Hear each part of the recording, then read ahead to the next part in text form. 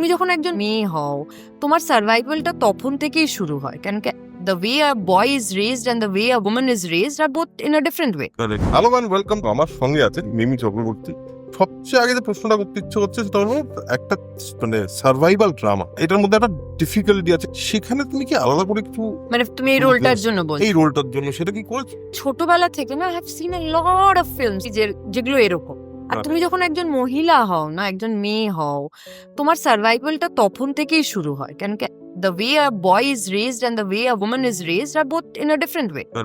এই যে এই গল্পটা ডাইনি, এটা হলো সার্ভাইভাল অফ দ্য ফিটেস্ট। মানে আমরা তো আমাদের ফ্যামিলিকে বাঁচানোর জন্য, প্রিয় মানুষকে বাঁচানোর জন্য যে কোনো এক্সটেন্ডে যেতে পারি, তার জন্য তো সেকেন্ড টাইম ভাববো। আর গল্পটা এত ভালো করে লেখা, ওই গল্পটা শুনে আমি বুঝতে পারছিলাম যে how I have to prepare myself.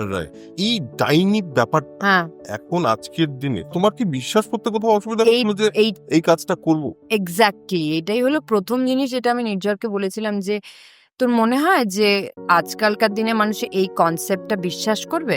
তারপরে ও আমাকে ওর ডেটাগুলো, এখনো যে এই ইন্টিরিয়ার্স অফ বেঙ্গলে তারা কিন্তু এখনো একটা গাছকে পুজো করে, বিশ্বাস করে যে গাছটা কথা বলছে।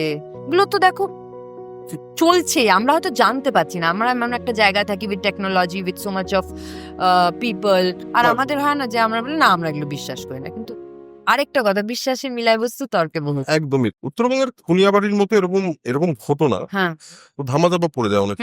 এই ব্যাপারটা সম্পর্কে তোমার কি মনে হয়? এগুলো মানুষের বিকৃত মস্তিষ্কও বটে, এন্ড নিজেদের পার্সোনাল বেনিফিটও বলতে পারো।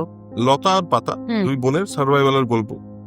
এইটা তোমার জন্য ইমোশনাল কতটা ছিল, বা তুমি নিজে কোথাও গিয়ে মানে পার্সোনাল ইমোশনের মধ্যে ঢুকে গেছো কি পুরোটা করতে গিয়ে? স্ক্রিপ্টটা যেহেতু এখানে আলাদা, এখানে বাওয়ালটা ছোটবেলা থেকেই ঝামেলা বিটুইন বোথ দ্য সিস্টার্স। গল্পটা দেখলে বুঝতে পারবে যে দুজন বোনের মধ্যে কি প্রবলেম, তারপরে কেন ওই বোনের জন্য লড়াই করছে। ঠিক, আমি যখন ট্রেলার দেখে বুঝলাম যে সাহসটা, সাহস বলতে কি মনে হয় মিমি, মানে stand up for yourself and speak against which you feel is not correct. আমরা শেষ প্রশ্ন করি, মারামারি করতে দেখলাম তোমাকে।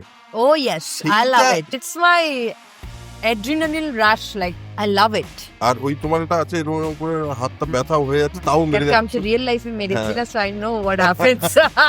সো আমাদের এপিসোড শেষ করি এখানে। হোপফুলি আপনাদের এই এপিসোডটা ভালো লেগেছে। 14ই মার্চ রিলিজ করছে ডাইনি, সেটা হইচইতে গিয়ে যদি সাবস্ক্রাইব না করা থাকে তাহলে সাবস্ক্রাইব করে দেখবেন, যদি সাবস্ক্রাইব করা থাকে তাহলে অবশ্যই দেখবেন। আশা করি আপনাদের ভালো লাগবে।